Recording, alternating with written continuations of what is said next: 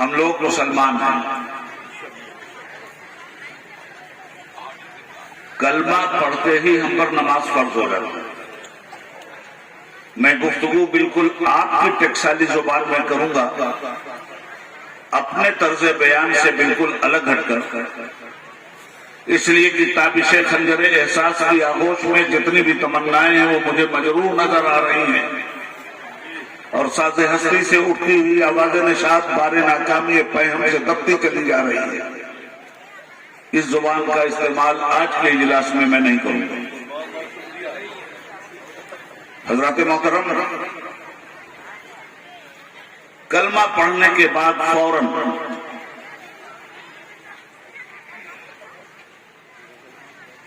جو ہی انسان کو مسلم ہونے کا سرٹیفکیٹ مل جاتا ہے، نماز اس پر فرض ہو جاتی ہے۔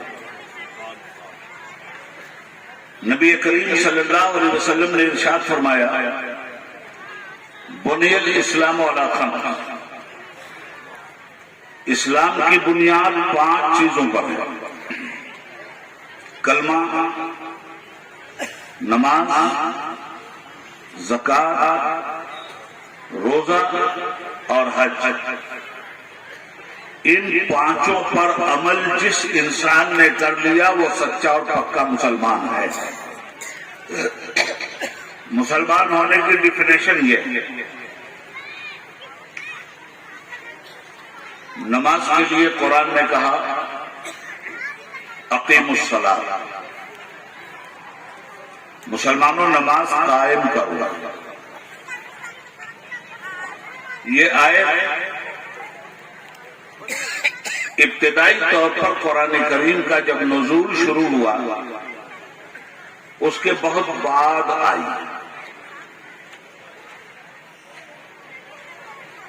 روزہ، یا ایھا الذین آمنوا کتب علیکم الصیام کما کتب علی الذین من قبلکم لعلکم تتقون،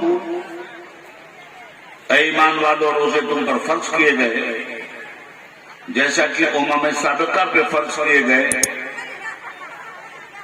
تاکہ تم پرہیزگاری حاصل کر سکو۔ وآتوا الزکاۃ، صاحب نصاب لوگوں زکوٰۃ تم پر فرض ہے۔ وَأَتِمُّوا الْحَجَّ وَالْعُمْرَةَ لِلَّهِ، اللہ کے لیے حج اور عمرہ کرو۔ یہ آیتیں بہت بعد میں اتری۔ شراب کے سلسلے میں شراب کو حرام کرنے والی آیت، جوا کو حرام کرنے والی آیت، پانسا پھینکنے والی آیت، انما الخمر والمیسر والانصاب والازلام رجس من عمل الشیطان، یہ جوا، یہ لاٹری، یہ شراب، یہ سب شیطان کے نجس اور ناپاک کام ہیں۔ یہ آیتیں بھی بعد میں اتری۔ یوصیکم اللہ فی اولادکم للذکر مثل حظ الانثیین، اولاد کے لیے وراثت کی وصیت کی آیت بھی بعد میں اتری۔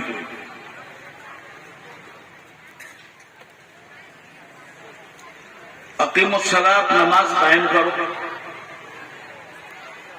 کیسے قائم کریں؟ نماز کیا ہوتی ہے؟ روزے کا حکم دیا گیا، فرض ہے، تو پوچھا روزہ کیا ہوتا ہے؟ زکوٰۃ کا حکم ہوا، حج کا حکم ہوا، عمرے کا حکم ہوا، یہ فرائض میں داخل ہیں۔ تو یہ فرائض ادا کیسے کیے جائیں؟ آج آپ بھی پوچھو گے اور پوچھتے ہو لوگوں سے۔ نماز کا معنی کیا ہے؟ روزے کی میننگ کیا ہے؟ حج کا فائدہ کیا ہے؟ زکوٰۃ دینے کی برکت کیا ہے؟ ان تمام تر چیزوں کی بات قرآن نے بہت بعد میں کی۔ کیوں؟ اس لیے کہ ان چیزوں کو جاننے کا جو ذریعہ ہے اگر وہ ذریعہ آپ کے پاس نہ ہو تو نہ نماز کو جان سکتے ہیں، نہ روزے کو، نہ حج کو، نہ زکوٰۃ کو، نہ اللہ کو، نہ رسول اللہ کو۔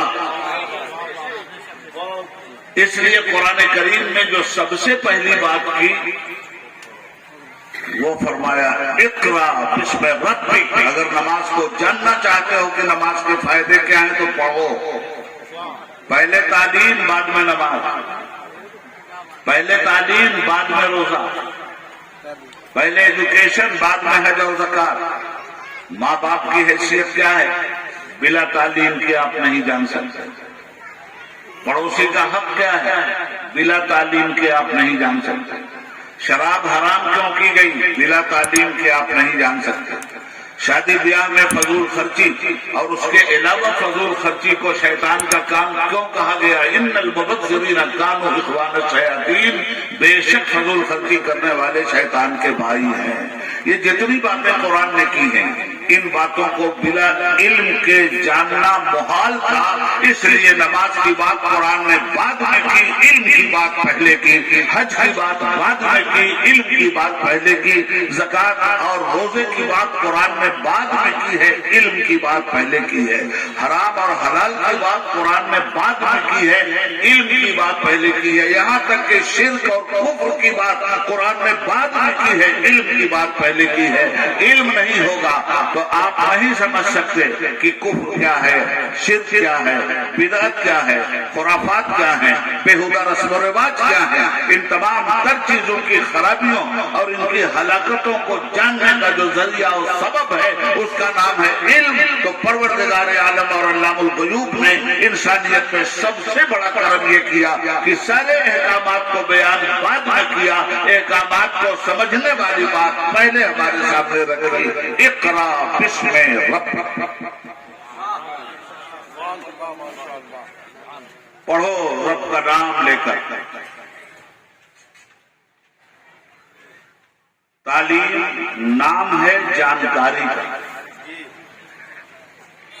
اب مجھے بہت آسمان خطابت سے نیچے اتر کر آپ سے بات کرتا، تھوڑی دقت ہوگی مجھے، مگر انشاءاللہ خشکی پہ کشتی چلے گی۔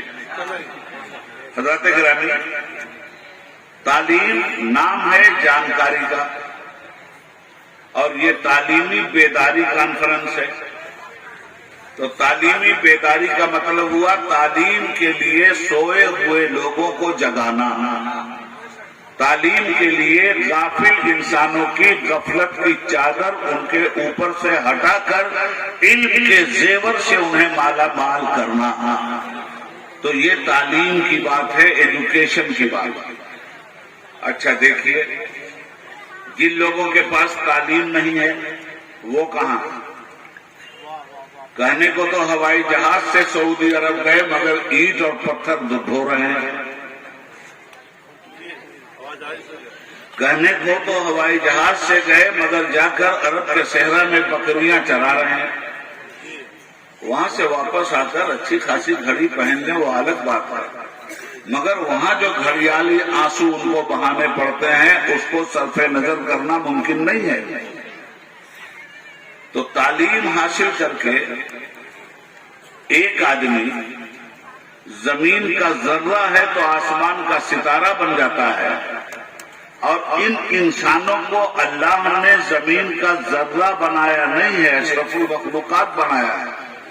اللہ آپ کو چاند کی چاندنی کی طرح چمکانا چاہتا ہے، سورج کی روشنی کی طرح دنیا میں آپ کو اجالا پھیلانے کے لیے پیدا کیا گیا۔ وائے ناکامی متائے کارواں جاتا رہا، کارواں کے دل سے احساس ضیاع جاتا رہا۔ دو چیزیں ہیں یاد رکھیے گا، ایک کا نام ہے نفع اور دوسرے کا نام ہے نقصان۔ آپ میں ہے کوئی ایسا جو نقصان چاہتا ہو؟ نہیں، ہر آدمی کی ایک ہی خواہش ہے مجھے کامیابی ملے، فائدہ ملے۔ جہالت میں فائدہ نہیں ہے، نقصان ہے، اور علم کے حصول میں نقصان نہیں ہے، فائدہ ہے۔ یہ جو رات کے اندھیرے میں شب دیجور کے سناٹے میں آپ مجھے دیکھ رہے ہیں اور میں آپ کو دیکھ رہا ہوں.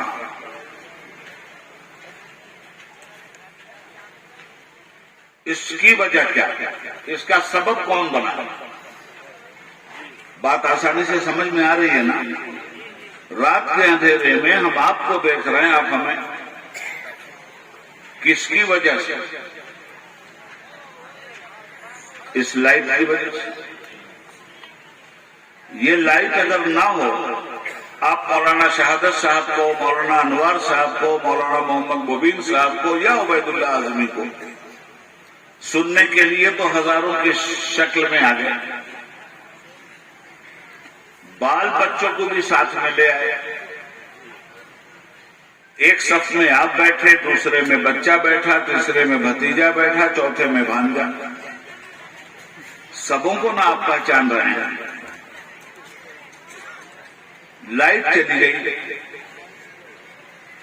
اب اسی بیٹے کو پہچاننے میں مشکل ہو رہی ہے یا نہیں؟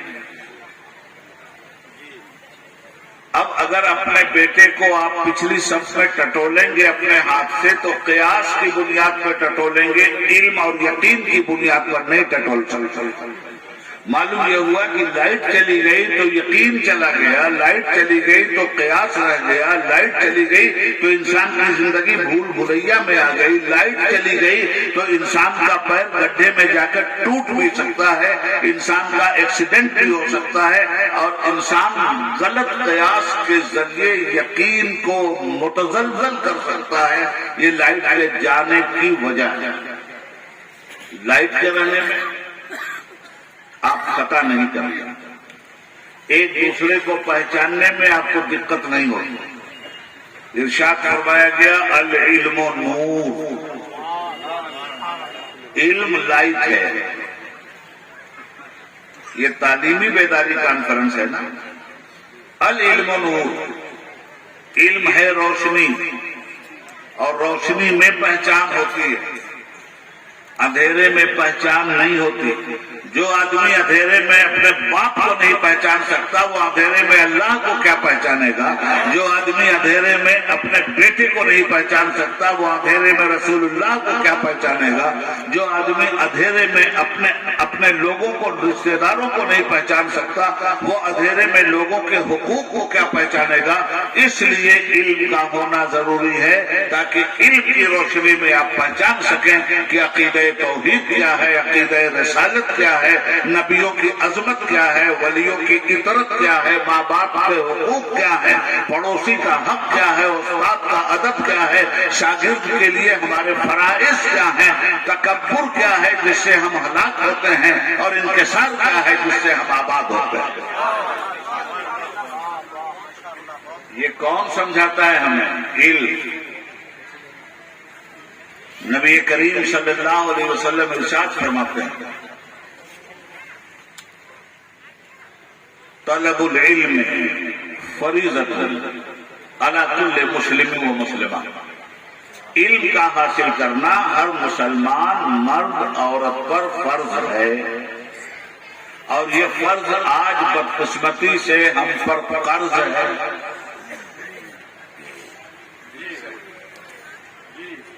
ہندوستان کی سرزمین پر میں نے پارلیمنٹ میں 1990 میں سروے کروایا تھا مسلمان بھائی علم کے کس پائیدان پہ کھڑے ہیں، اور پارلیمنٹ کی انیکسی میں اس پر سروے ہونے کے بعد جو رپورٹ ہمارے سامنے آئی وہ تکلیف دہ تھی. 1990 کی بات کر رہا ہوں. 8ویں کلاس تک ہمارے بچے 12% جاتے تھے. اس کے بعد بیک ٹو پبلک. میٹرک میں ہمارے بچوں کا پرسنٹیج تھا 5%. کیا مطلب؟ میٹرک تک جاتے جاتے صرف ہم 5% کامیاب ہوتے تھے، 95% پیچھے چلے جاتے تھے، فیل ہو جاتے تھے یا پڑھنے نہیں جاتے تھے. گریجویشن میں ہمارا پرسنٹیج تھا only 2%. 98% ہماری قوم گریجویٹ نہیں تھی. ہائی ایجوکیشن میں ہمارا پرسنٹیج تھا 0 سناٹا، نتھنگ، کچھ بھی نہیں. تھوڑی سی بیداری آئی اس 21 سال میں، اس کا بھی سروے ہے ہمارے پاس.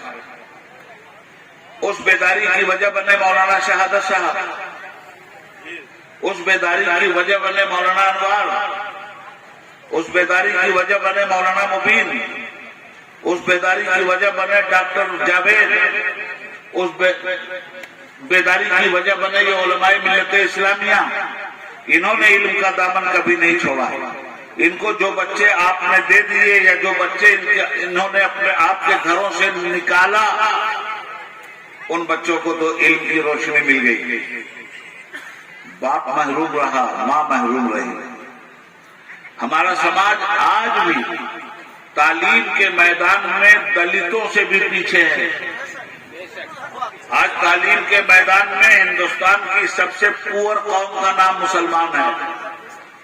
ہم اپنی غربت کا رونا روتے ہیں کہ ہم غریب ہیں. واقعی غربت ہے ہمارے اندر. کیوں ہے؟ تعلیم نہیں ہے اس لیے غربت ہے.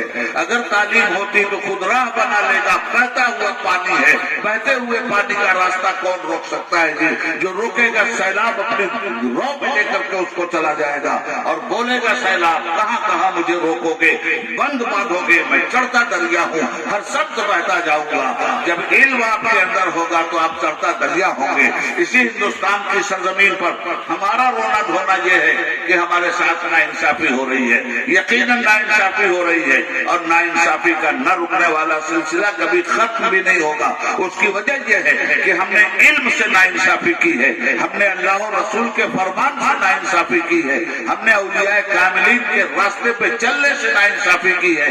ظاہر ہے زمانہ ہمارے ساتھ ناانصافی کرے گا اگر آپ کے پاس علم ہوگا.